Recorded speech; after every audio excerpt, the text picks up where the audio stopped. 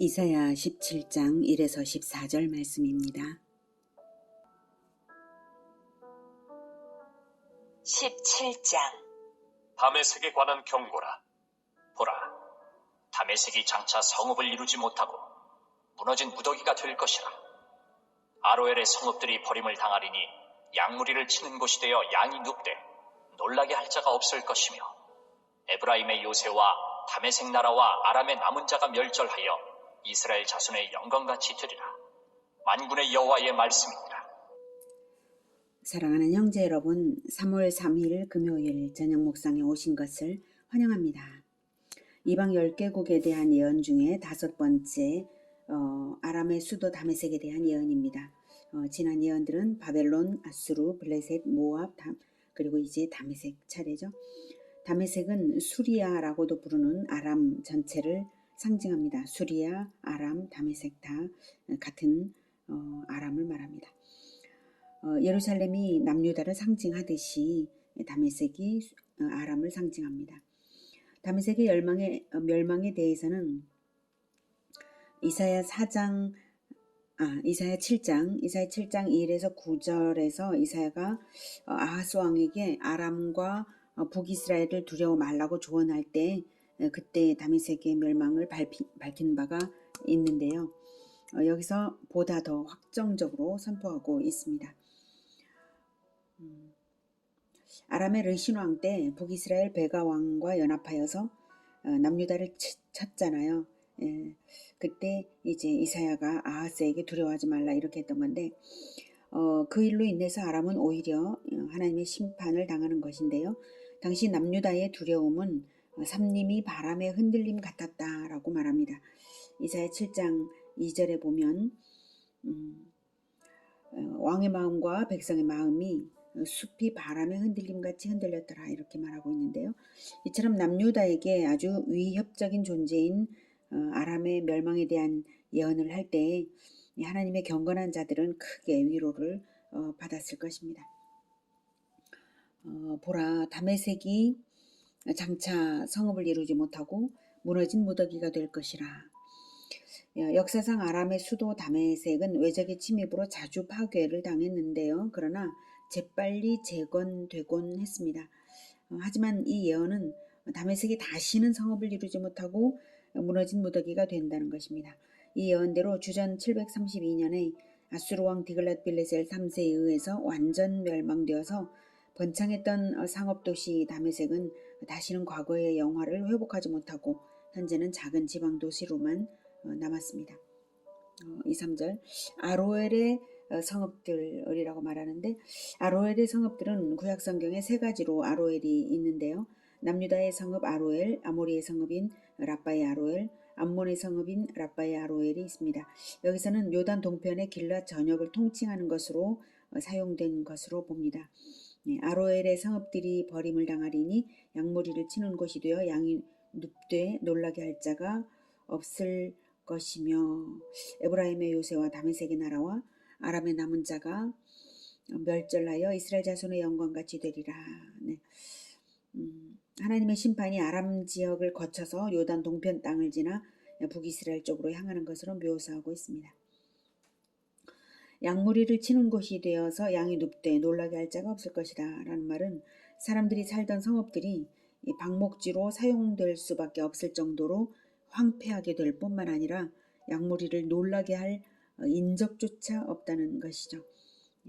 에브라임의 요새와 다메섹 나라와 아람의 남은 자가 멸절하여 이렇게 표현한 이 구절은 아람이 심판당하는 이유를 알게 합니다. 즉 남유다를 치기 위해서 남유다의 형제국인 북이스라엘을 자기 편으로 끌어들였기 때문입니다. 하나님께서는 이 동맹을 가증한 것으로 보셨기 때문에 다메섹과 에브라임 즉 아람과 북이스라엘을 동시에 심판하시는 것입니다. 이스라엘 자손의 영광같이 되리라 이 말은 현재 누리고 있는 다메섹의 영광은 결국 멸망할 북왕국 이스라엘과 같이 곧 없어질 운명에 처하게 될 것을 말하는 것입니다. 비슷한 운명이 된다는 거죠. 다메섹의 멸망이 사마리아 즉 북이스라엘과 그 운명이 연관되었으므로 이제 사마리아에 대해서도 심판을 선언합니다. 4절 그날에 야곱의 영광이 쇠하고 그의 살찐 몸이 파리하리니 마치 추수하는 자가 곡식을 거두어 가지고 그의 손으로 이삭을 벤 것 같고 르바임 골짜기에서 이삭을 주운 것 같으리라. 그러나 그 안에 주울 것이 남으리니 감람나무를 흔들 때에 가장 높은 가지 꼭대기에 과일 2-3개가 남은 같겠고 무성한 나무의 가장 먼 가지에 4-5개가 남은 같으리라. 이스라엘의 하나님 여호와의 말씀입니다. 그날에 사람이 자기를 지으신 이를 바라보겠으며 그의 눈이 이스라엘의 거룩하신 이를 뵙겠고 자기 손으로 만든 제단을 바라보지 아니하며 자기 손가락으로 지은 아세라나 태양상을 보지 아니할 것이며 그날에 그 견고한 성읍들이 옛적의 이스라엘 자손 앞에서 버림받은 수풀 속의 처소와 작은 산 꼭대기의 처소 같아서 황폐하리니 이는 내가 내 구원의 하나님을 잊어버리며 내 능력의 반석을 마음에 두지 아니한 까닭이라. 그러므로 내가 기뻐하는 나무를 심으며 이방의 나무가지도 이종하는도다. 내가 심는 날에 울타리를 두르고 아침에 내 씨가 잘 발육하도록 하였으나 근심과 심한 슬픔의 날에 농작물이 없어지리라. 네, 북이스라엘에 대해서는 다른 모든 나라들과 다른 점이 있어요. 국가로서의 북이스라엘은 필히 멸망할 것이지만 그 백성은 한 번 택하신 선민이기 때문에 엘리야 시대의 바알에게 무릎 꿇지 않은 7,000명의 의인들과 같은 소수의 의인들이 반드시 여호와께 회개하고 돌아와 구원받을 것이라고 예언하고 있습니다. 4절에 네, 그날에 야곱의 영광이 쇠하고 그의 살진 몸이 파리하리니 아람과 동맹한 북이스라엘의 쇠퇴를 의인화하여 표현한 것입니다. 원래 북이스라엘은 남유다와 마찬가지로 하나님의 거룩한 백성이었죠. 그래서 타민족과는 구별된 영광된 족속이었지만 그런 탁월한 지위에 걸맞는 거룩한 행동을 하는데 관심 두지를 않고 오히려 형제국인 남유다를 공격하기 위해서 이방 민족인 아람과 연합해서 스스로를 천박하게 만드는 범죄를 저질렀습니다. 하나님께서 가장 싫어하시는 일, 형제를 치는 일을 한 것이죠. 그것도 불신자와 동맹해서 말입니다. 그래서 야곱의 영광이 쇠하는 것입니다. 하나님은 북이스라엘을 서서히 파멸시키기로 작정하셨고 그것을 살진 몸이 파리해져 가는 것으로 표현했습니다. 그래서 5절 마치 추수하는 자가 곡식을 거두어 가지고 그의 손으로 이삭을 벤 것 같고 르바임 골짜기에서 이삭을 주운 것 같으리라. 네. 심판을 추수에 비유해서 심판을 나타낸 표현한 것입니다. 농부가 곡식을 모조리 수확하듯이 철저하게 진행될 심판이라는 것입니다. 그러나 6절 그러나 그 안에 주울 것이 남으리니 감람나무를 흔들 때에 가장 높은 가지 꼭대기에 과일 2-3개가 남음 같겠고 무성한 나무의 가장 먼 가지에 4-5개가 남음 같으리라. 이스라엘의 하나님 여호와의 말씀이니라. 나무 가장 꼭대기에 있는 과일들은 쉽게 따지를 못해서 결국 좀 몇 개는 남죠. 그런 것처럼 남는 자가 있다. 이 부분이 바로 다른 나라들과는 다른 점이죠. 북이스라엘이 아무리 혹독한 멸망을 당한다 해도 그 와중에서 극소수의 살아남는 자가 있다. 즉 북이스라엘의 범죄에 동참하지 않고 또는 우상 숭배를 회개하여서 이제 그 우상 숭배에 동조하지 않는 경건한 백성들은 반드시 이제 남을 것이고 하나님께서 보호하시겠다라는 뜻입니다. 또는 그 심판의 과정을 거치면서 진정으로 회개하게 되는 소수가 있다 이런 뜻이죠. 심판의 과정을 거칠 때에 회개를 하는 자에게는 그게 연단의 과정이 되는 거고 회개하지 못하는 자에게는 진짜 심판이 되는 것이죠. 7, 8절 그날에 사람이 자기를 지으신 이를 바라보겠으며 그의 눈이 이스라엘의 거룩하신 이를 뵙겠고 자기 손으로 만든 제단을 바라보지 아니하며 자기 손가락으로 지은 아세라나 태양상을 보지 아니할 것이며 네. 심판을 거친 후에는 남은 자들이 다시는 우상을 숭배할 마음을 갖지 않을 것이라는 말씀입니다. 이렇게 하기 위해서라도 그 기가 막힌 심판을 반드시 행하시는 하나님이십니다. 그 극소수의 남는 자만을 위해서라도 심판은 반드시 거쳐지는 것입니다. 이 예언대로 남유다 왕 요시야가 신앙개혁을 할 때에 이미 멸망한 북이스라엘 땅에도 가서 우상을 타파했죠. 그때에 동조한 백성들이 있었던 것으로서 예언이 성취되었습니다.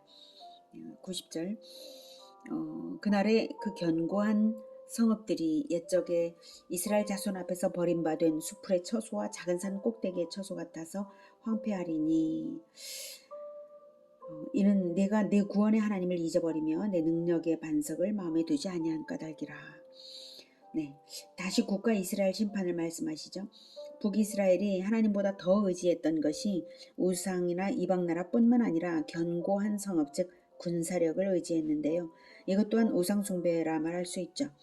하나님보다 더 의지하고 자랑하고 사랑하며 하나님을 잊어버리게 하는 것이 있다면 그것 자체가 우상입니다. 내 구원의 하나님을 잊어버리며 내 능력의 반석을 마음에 두지 아니한 까닭이라. 견고한 성읍이 파괴되어서 수풀의 초막이나 산속의 오두막처럼 될 것이라는 것입니다. 자, 그러므로 내 기뻐하는 나무를 심으며 이방의 나무가지도 이종하는도다. 내가 심는 날에 울타리를 두르고 아침에 네 씨가 잘 발육하도록 하였으나 근심과 심판 슬픔의 날에 농작물이 없어지리라. 네. 이방 종교를 들여오는 것을 기뻐하는 나무를 심으며 이방의 나뭇가지를 이종하는 것으로 상징한 표현입니다. 이방 신중에는 그리스의 아도니스 신 숭배의 경우에 식물을 심고 정원을 만들고 꽃을 재배하는 것으로서 우상 숭배를 했는데요. 그처럼 이방 종교를 들여왔기에 심판당한다라는 뜻이고요. 또한 열심으로 수고를 한 것이 아무 보람이 없는 것은 그 우상 숭배가 헛된 것임을 나타내는 것입니다. 이런 것을 볼 때 하나님은 비록 택한 백성이라 할지라도 이방인과 동일하게 그 범죄에 대해서 반드시 징계하신다는 사실을 확인할 수가 있고요. 또한 그러면서도 한 번 택한 백성이므로 징계 중이라도 완전히 멸절은 시키지 않으시고 극소수의 남은 자일지라도 반드시 회개하는 자는 구원하셔서 구속의 언약을 완성하신다는 것을 알 수 있습니다. 심판도 완전하고 구원도 반드시 이루시는 하나님이십니다. 회개하는 자에 대해서요. 12절 슬프다. 많은 민족이 소동하였으되 바다 파도가 치는 소리같이 그들이 소동하였고 열방이 충돌하였으되 큰 물이 몰려온 같이 그들도 충돌하였도다.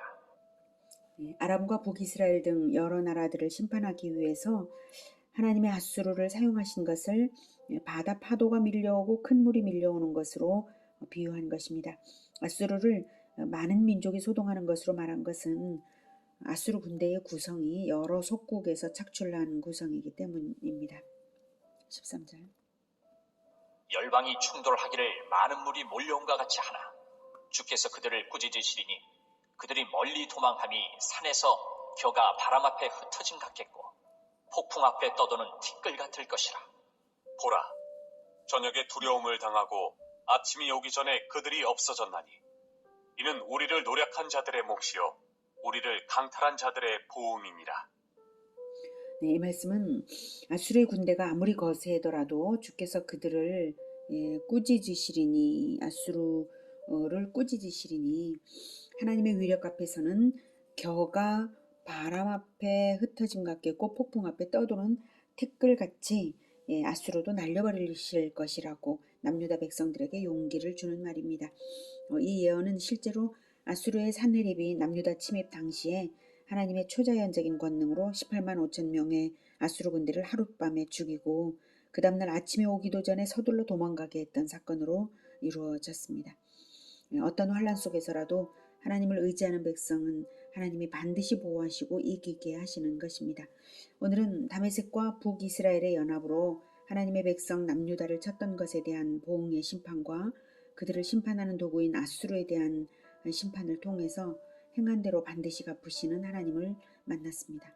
또한 철저한 심판 가운데서도 반드시 언약 백성 가운데는 경건한 자들이 극소수일지라도 반드시 남는 자가 있음을 알았습니다. 예수님께서는 누가복음 18장 8절에 이렇게 말씀하셨죠. 그러나 인자가 올 때에 세상에서 믿음을 보겠느냐 이런 말씀하셨어요. 예수님이 다시 오시는 날에도 이 땅에 살아남아 맞이할 자들은 극히 소수가 되지 않을까 생각해 보게 됩니다. 재림 때에 모든 성도의 부활로서 아무도 셀 수 없는 수의 백성이 하나님께 영광 돌리게 되겠지만 종말의 때에 현재적으로 남을 자는 극소수라면 우리가 어떤 자세로 살아야 할지 다시금 생각이 깊어지게 하는 부분입니다. 견고한 성읍을 의지하지 말고 손으로 만든 것, 인본주의를 숭배하지 말고 오직 하나님만 의지하면서 마지막 때의 끝까지 하나님의 경건한 자들로 남게 되는 우리 모두가 되기를 기원합니다. 기도하겠습니다. 하나님께서는 심판을 완전하게 하시고 또 경건한 자들, 회개하는 자들은 반드시 보호하시는 하나님이십니다. 우리는 다른 어떤 것도 의지하지 않고 형제를 사랑하고 끝까지 하나님 백성으로, 경건한 백성으로 남겠습니다. 주님, 우리를 붙들어 주시옵소서. 끝까지 형제 사랑으로, 하나님 사랑으로 끝까지 남으며 하나님만 의지하면서 살아갈 수 있도록 우리의 마음을 붙들어 우리 주 예수님께서 재림하실 때 맞이하는 자들로 남아있게 하여 주시옵소서. 예수 그리스도 이름으로 기도드립니다. 아멘. 이어지는 시간은 개인 기도 시간입니다.